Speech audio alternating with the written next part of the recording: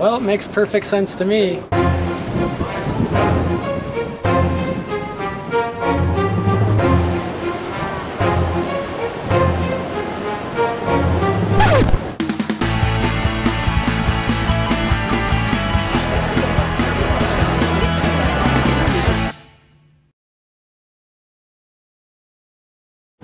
So welcome back to another episode of Happy Hour Japan. I'm Kevin. And I'm Aaron. So we're here in a little neighborhood of Harajuku, kind of off to the side. But so today we're here to talk to you about the dark side of being here in Japan, the bad side. You know, everything. You know, we kind of sugarcoat a lot of it, but there is kind of a bad side. And we're not gonna sit here and harp on stuff the way you might read about in forums. We're not gonna be like, oh, I hate those Japanese or anything like that. You know, but this is an interesting negative point that I've started to learn about, and Kevin has already told me about many times. Yeah, I think we discussed it in one of our really early episodes about me going back to the States and not being able to speak English properly.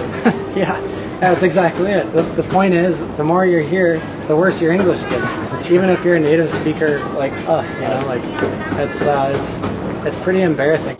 See, I mean, sometimes we'll have a conversation and I don't even know what I'm talking about, like mid-sentence, because my vocabulary is just like shrunk so much since moving here. Like I want to pull out some word to describe something, you know, a descriptive word in English, and I'll just be like, oh crap, you know what I'm talking about, it's that thing, and then I'll pull out the Japanese word sometimes. Right, exactly. Yeah. That happened to us just yesterday. Yeah, what was it? It was like mendo or something. Right. So. Yeah, that's definitely, I guess, a dark side of moving here. I mean, you're gonna call your friends back home, or you know, visit home, or Skype maybe, or Skype, you know, and your English is gonna be worse.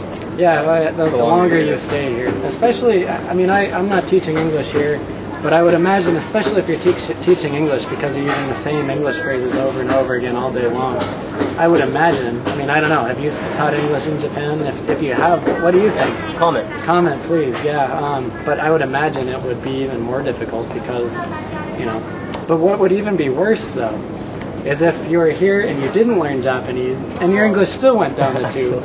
Then it's a lose-lose for everybody. You know, which can happen because, you know, you're surrounded by Japanese all day long. Yeah. You don't have very many opportunities to interact in English, so it's definitely possible that could happen. And you said you were watching TV and there was a father of a famous half guy. Oh yeah.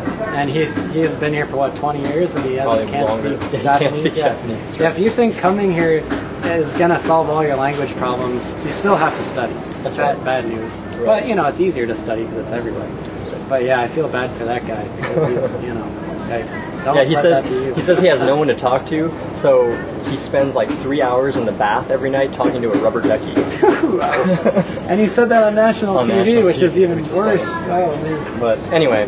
So I guess the bad news is your English is probably going to get worse when you move here, unless you have a lot of foreign friends or it's possible it could get better. But if you're really trying to immerse yourself in the culture, it'll probably get worse. Yeah. So we just wanted to warn you. You know, it's there are a few nuances, I guess, that you might experience or encounter when you move or come here to Japan for an extended period of time. There we go again.